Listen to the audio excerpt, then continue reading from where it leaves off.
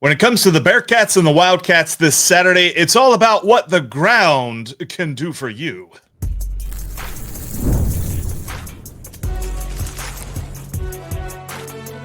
You are Locked On College Crossover, part of the Locked On Podcast Network. Your team every day. Welcome into this crossover between the Bearcats and the Wildcats. That's Cincinnati and Arizona as we get set for a Big 12 matchup at Big 12 noon Eastern time at Nippert Stadium this Saturday afternoon. And I am Jeff Carr, host of Locked On Bearcats, alongside Leif Thulin, host of Locked On Wildcats. And we're going to get you set for this matchup here that looks to be very interesting between one defense that is going to match up well against a Bearcats offense that has completely driven their success this season. We're going to give you our predictions as to what will happen in this game later on in the show. In just a few minutes, we'll look at why Brendan Sorsby has a massive challenge against this Arizona man coverage.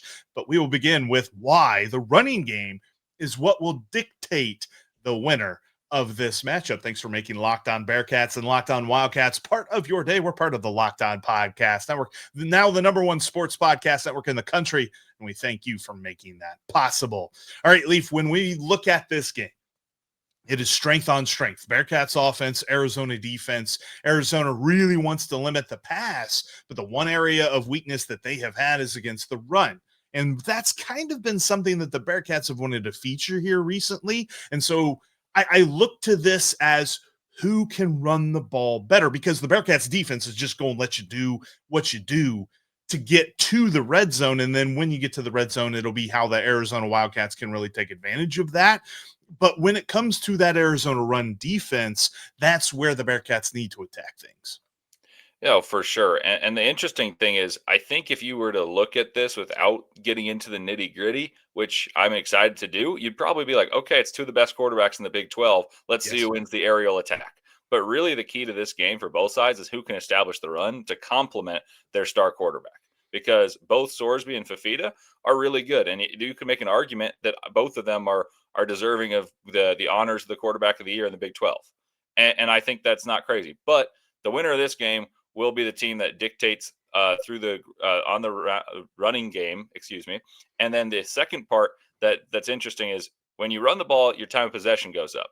And Arizona has won a few games in which they were beaten in time of possession, but they've also lost close games where they've lost it, and that's been the key. They just couldn't make up the differentiator. So, stat for you, Arizona, the last 3 times they've played, have given up 40 rushing attempts for their team. They had 42 against Houston, and Houston ran for north of 200. 40 against Colorado. They actually stifled Colorado, but I think that's a porous attack. And then the last game against Kansas, which they were fortunate to win. Statistically, they're outplayed, but they played very well, overcame a 10-point deficit and won at home. They gave up a lot of rushing attempts as well. It really depends on how well they limit those attacks. And secondly, if they can get off the field on third and short by stopping the first and second down on the run. Because when they do that, like you said, the passing defense is good. It's one of the best in the Big 12. The rushing defense, not particularly good. So my big fear, if I'm Arizona, is how well Cincinnati can establish the run to make Sorsby look even better.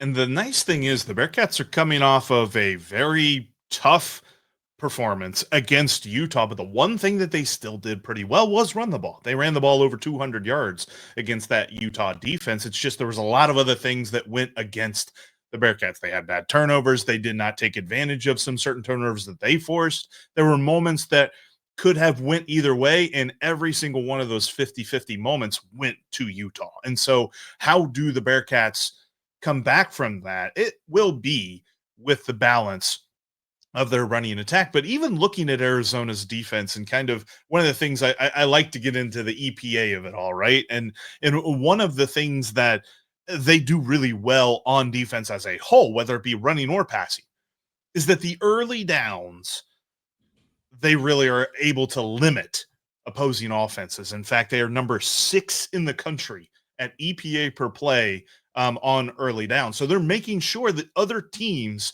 are playing behind the sticks. They have third and longs, and they are forced into those passing plays where then Arizona can play that aggressive man coverage and really blanket receivers. That's going to be an interesting matchup here because on offense, the Bearcats are number 6 in EBA per play and early down play. So you've kind of got strength on strength again. It's going to be a lot of fun to watch when the Bearcats have the ball and facing this Arizona defense. My question to you is, though, like, it does seem like Fifita wants to throw the ball all over the yard. This Bearcats defense really doesn't limit anything. They kind of will let you do what you do throughout the field. It's when you get into the red zone, when you get into the 20-yard going in, getting close to the end zone. How has Arizona's offense looked in those situations? Because that's the only area where the Bearcats defense has sort of clamped down even just a little bit. A very typical bend don't bend don't break defense, and those are, no matter who you're playing against, and I'll answer the question, no matter who you're playing against, the those are scary for both the team that employs the bend don't break, but also the team against it, because you know how important it is to score 7, not 3 in those situations. Because if you're playing a team with the offensive identity that allows the defense to play that while still playing winning football, you know you have to score. So the answer to the question is, it's been sporadic. Some games, Arizona has been able to punch it in, and that was a very impressive thing that they did in the second half. They were able to score running the ball, and Quincy Craig was honored by the Big 12 this week, and he and Mahdi have formed a formidable tandem in the backfield. And I think that's really helped the red zone presence, because now you don't know what's coming. It's not Noah Fifita has to put the ball in the eye of a needle and thread it to someone at the back of the end zone. And it's not, 70-yard touchdowns, which they've had plenty of them, which is a mark of a good offense. So to answer your question, I think there's inconsistency in terms of red zone performance, but it does look better with the emergence of Quincy Craig and Ismail Mahdi playing better as a tandem of the backfield. The one interesting part to me, though, is some of the best things that Arizona has done has been get the ball to playmakers and have chunk plays. And those are the games where they've scored a lot of points. To me, I think there's going to be an emphasis from both teams on not allowing big plays, maybe playing deep lying safeties, whatever it may be. I think Arizona's got this weaponry of scoring 70-yard touchdowns. Like against Colorado, they had 2 enormous plays. They've got a play named Trey Spivey, and Trey Spivey, whenever he catches the ball, legitimately half the time he touches the ball, he scored a touchdown. And so you'd think get the ball to him more frequently. I think there's going to be an emphasis on trying to generate big plays in this game, because they know on the flip side that Brendan Sorsby can really score. And Cincinnati is very comfortable in playing high-scoring games. They're comfortable because their defense allows a lot of that. Arizona is comfortable, but their defense has improved drastically. And even in the 2 losses most recently, they have 3 losses in Big 12 play, and 2 of them recently were heartbreakers. They lost to BYU in double overtime, and they lost to Houston in a game where it was a walk-off field goal. And those games they had leads. So there's a world in which there's just one Big 12 loss, and Arizona is fighting for a totally different thing. And they've kind of rejuvenated. They've won a couple games since their bye, but even then, it hasn't been overly convincing against a team like Kansas at Arizona. So I do have trepidations about how quickly they want to play. I think ball control, which goes in hand with what you said in terms of laying the groundwork on the running the ball. I think whoever has the ball more in this game is going to win, because both teams are going to be able to score. That's an interesting one too, because there's been a lot of games, like even early on, the Bearcats dominated a couple of non-conference opponents. And I don't want to go too crazy as to those performances because they're so different than the Big 12 play that they faced. But in those games, the Bearcats did all that they could, or all that they wanted to on offense. And when the game script goes their way, they're scoring fast. And it also seems like if the game script goes Arizona's way, they're scoring fast. So this could be a very interesting one. I know that our friends over at FanDuel have the over-under set of 56.5. And I tend to think, because of the emphasis on the ground game, we'll see the under. But I have been shouted down by multiple people that's a crazy take on this game. We'll see how that all kind of shakes out. But the big reason why going fast for the Bearcats offense is so dangerous is because of the defense that Arizona employs, because it's pretty much the kryptonite for Brendan Sorsby. And when it comes to your next repair project, you need Supply House to make sure you're not facing kryptonite in, when it comes to long delivery times or long lead times, because they're here to cut all of that down. Because when you're looking for parts for your plumbing, HVAC, or electrical repair job or construction job, they've got over 280,000 items for all of those jobs from some of the most trusted brands in the business. Their real-time inventory and honest lead times keep you from punting projects, while their industry-leading customer service always has your blind side covered. Plus, you need to join their Trade Master program because they have perks like priority shipping and dedicated support lines. They make the whole process smoother. Join the free Trade Master program today and score serious perks like priority shipping, lower prices, and the dedicated phone line for your business. Visit supplyhouse.com to sign up for free and use the promo code SHCollege5 for 5% off your first order. That's supplyhouse.com. Real people, real service. Thank you for making Locked On Wildcats and Locked On Bearcats part of your day and your first listen, hopefully, as well. Thank you also for helping to make Locked On the #1 sports podcast network in the country.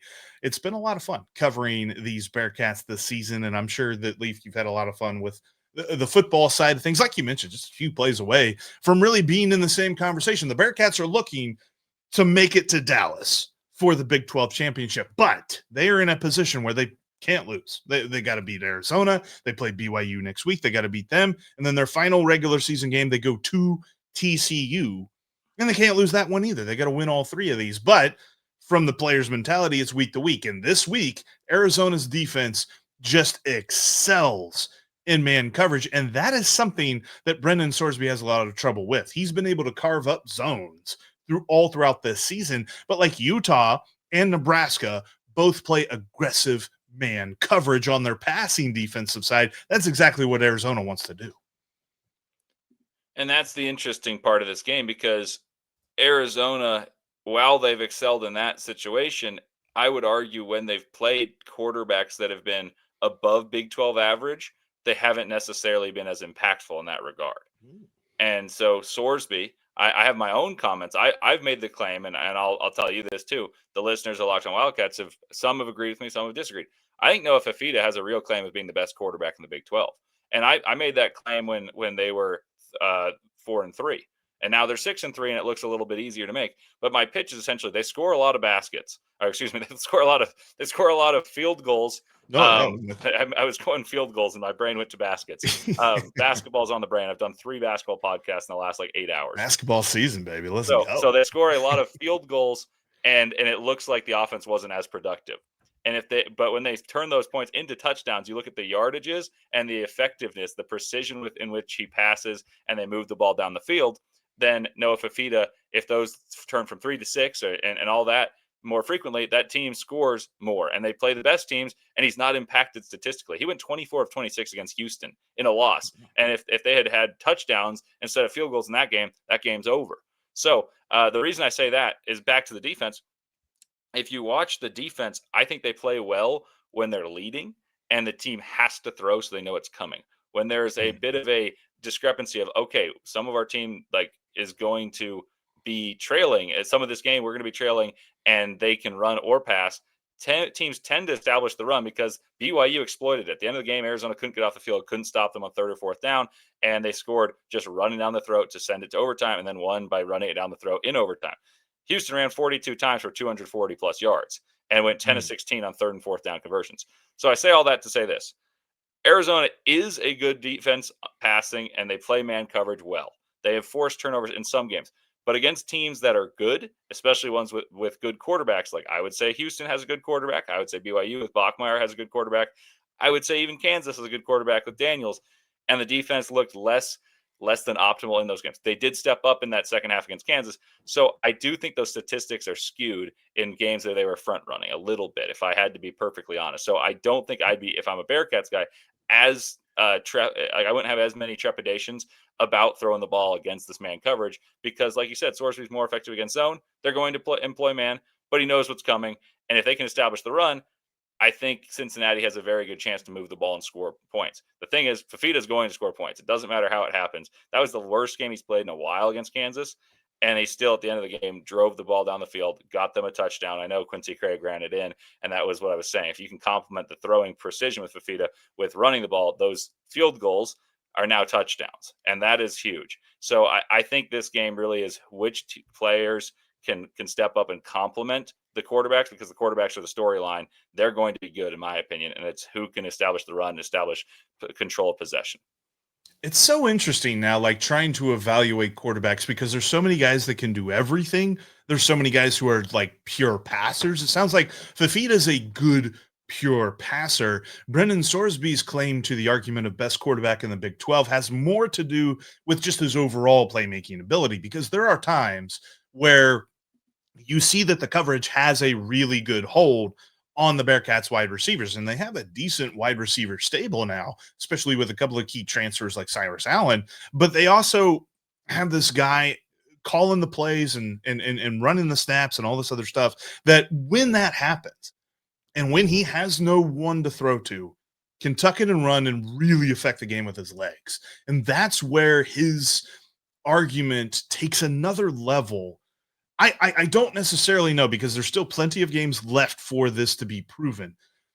But I feel good about Brendan Sorsby versus Fifita in that argument. The passing side of things is a very, very clear battle that I think Fifita might even have a little bit of a leg up in, but it's because of Brendan Sorsby's ability to make his plays with his legs. That's where it's always tough, right? Like saying who's the best quarterback, you want to talk about the passing side of things, but there's so much more to it nowadays with guys that can affect the games with their legs. And it's not like, I mean, because the Bearcats have had guys like that in the past where it almost feels like I'm thinking about Emory Jones, where it's like, if you take away his ability to run, then you really can limit him. But it doesn't seem like you can limit Brendan Sorsby by taking away part of his game. If you force him to run, he will run well. But if you force him to throw, he can kind of do that too. That's going to be the interesting part, as to how the man coverage forces this game, because if they are running a lot, and I've seen a nice option game from the Bearcats offense, the time of possession thing that you had mentioned, that might be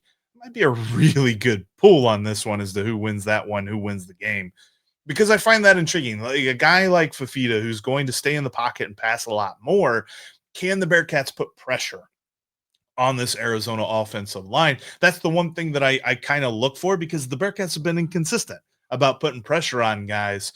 And what has Arizona's offensive line been like this season? Have they been pretty good at limiting the pressure?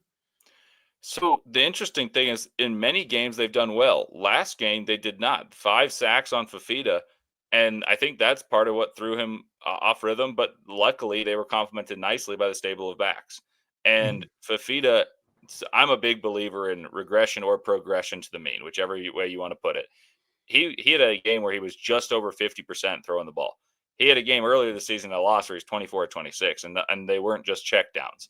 Like, the guy can really sling it, and that's, I think, if you look at passing accuracy, I think he's one of the best in the country, much less the Big 12. I'm not saying statistically accurate. I'm saying just like where he puts the ball, how quickly he makes the decisions, like in terms of just passing the ball. And so when he's kept upright, that's my usual. When I make keys to the game, I usually go keep Fifita upright and have some semblance of a running attack. Like, if that happens, Arizona wins the game. And then the next one is, can you get off the field on third down and stop the run? Like, if there's the offensive key, there's the defensive key. I still think it's the same in this case. It's just even more important to put Cincinnati behind the sticks than allow Brendan Sorsby to have the opportunities on third and short and things like that, because that's where he becomes even more dynamic, where you have the true run pass option, and he can do it both, as well as you've got a bevy of talented players, both in the backfield and out wide. So I really do think keeping Fifita upright's the key. You look at the statistics, I won't say that I'm an expert in terms of the pass rush of Cincinnati, but if you look at the statistics, it's not necessarily the most ominous attack. And so I think Fifita will progress to the mean, and they should score points in this game because he'll be held upright. And I virtually guarantee he will not throw 50% completion percentage in this game. The defense for Cincinnati is fine, but it's like fine in like the terms of like, you ask your girl if it's all right if you go out tonight with the guys, and she says fine. Now it's going to be interesting to see how they face an Arizona offense that wants to score fast like that, because if it does become a shootout, I still kind of like the Bearcats' chances to win in a shootout. And there's one reason for that. In fact, it's going to follow into my predictions because there's one guy we haven't talked about yet on the Bearcats side of the ball that I think can affect this game to the point that I'm confident that the Bearcats will win. We'll tell you who that is next.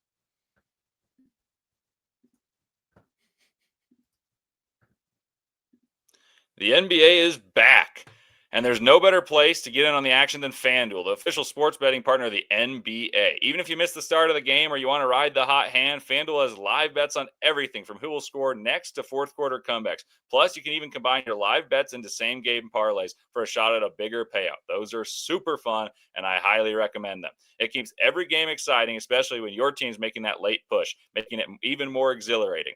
Right now, FanDuel is giving new customers $300 in bonus bets when your first $5 bet wins. So head to FanDuel.com to sign up and play your game with FanDuel, the official sports betting partner of the NBA.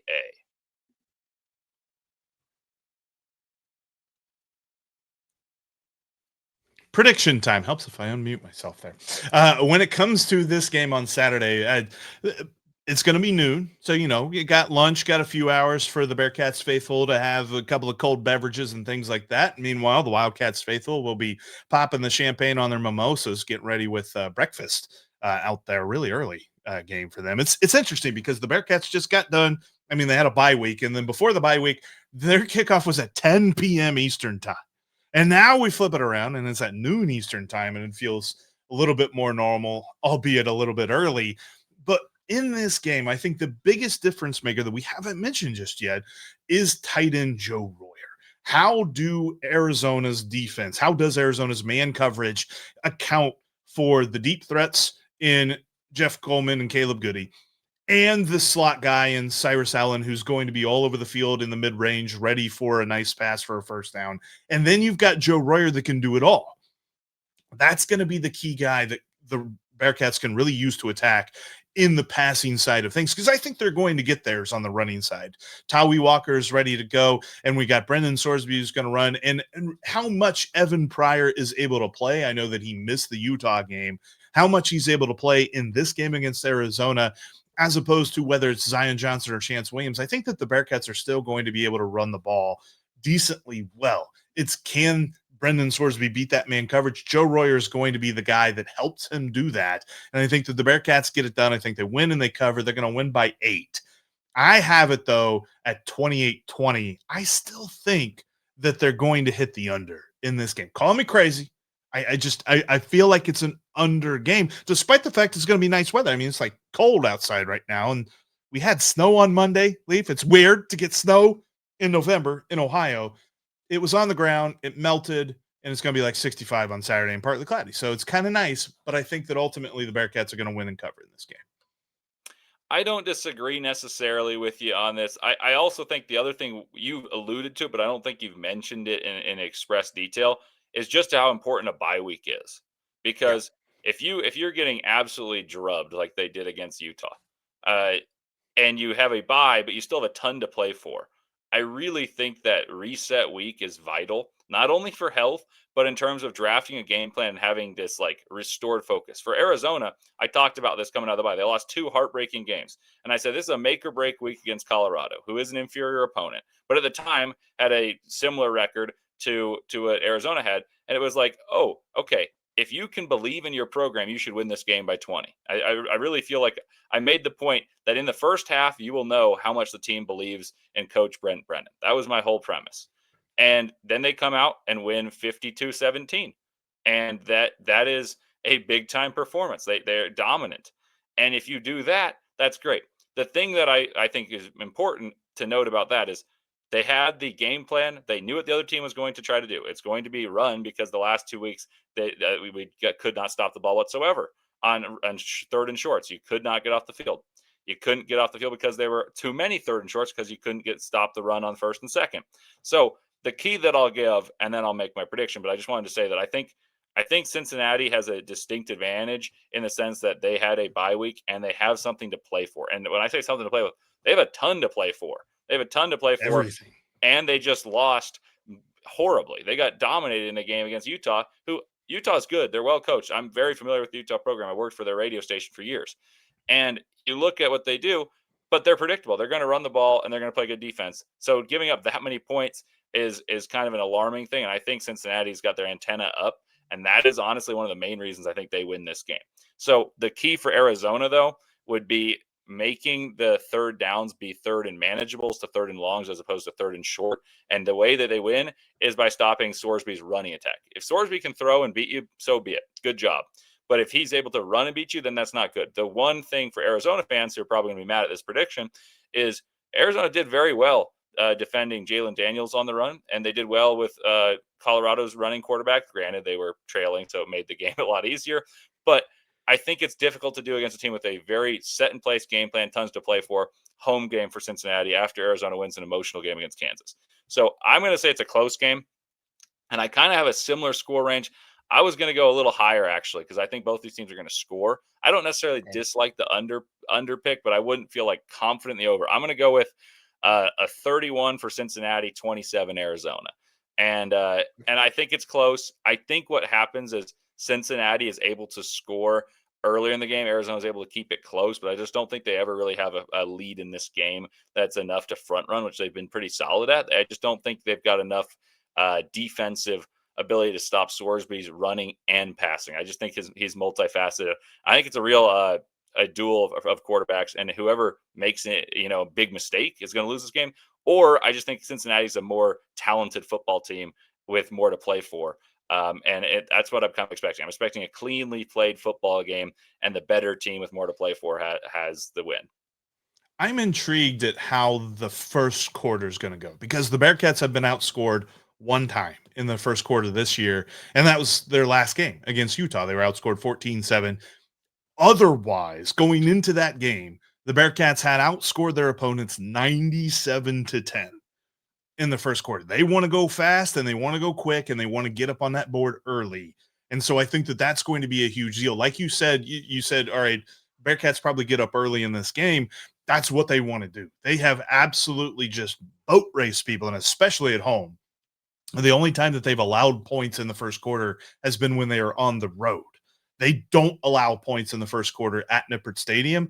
And if they do that thing where they go up by multiple scores early on in the ball game, then they will be able to feature the running game, really control the clock, and shorten this game to a point that Fifita is just not going to have enough time or enough chances to get them back into the ball game. So I'm with you. I think that there's definitely an opportunity here that if Arizona is able to limit the Bearcats offense early on, but I think that there's a very good chance that early on the Bearcats will settle in and get that point spread covered and keep it covered for the rest of the day. This is Military Appreciation Day. It's going to be a blackout at Nippert Stadium, and quite frankly, on a bit more micro focus for the Bearcats, we're really hoping that the Bearcats earn themselves a night game against BYU next week, because we saw Nip at night because they started at 4:00 against Baylor. So it was the second half, but man, Nip at night is a special thing. And if they can get that next week against BYU, it's going to be a lot of fun. But Leif, I appreciate you for joining me here on this crossover edition of Locked On Bearcats and Locked On Wildcats. We'll have all the coverage for both Arizona and Cincinnati all throughout the week, post-game reactions, and of course, basketball season's getting going. We're going to see each other in Tucson January 21st, whenever Sean Abayev and Baba Miller and the Cincinnati Bearcats tip off against the Arizona Wildcats. So that's going to be a lot of fun. We'll definitely get together again to preview or react to that game. We'll have to see how the schedules work out. But thank you so much. Make sure that you are following Locked On Wildcats and Locked On Bearcats all throughout the season for both football and for basketball, and all throughout the year, because we are part of the Locked On Podcast Network. We are your team, your Bearcats, your Wildcats every single day.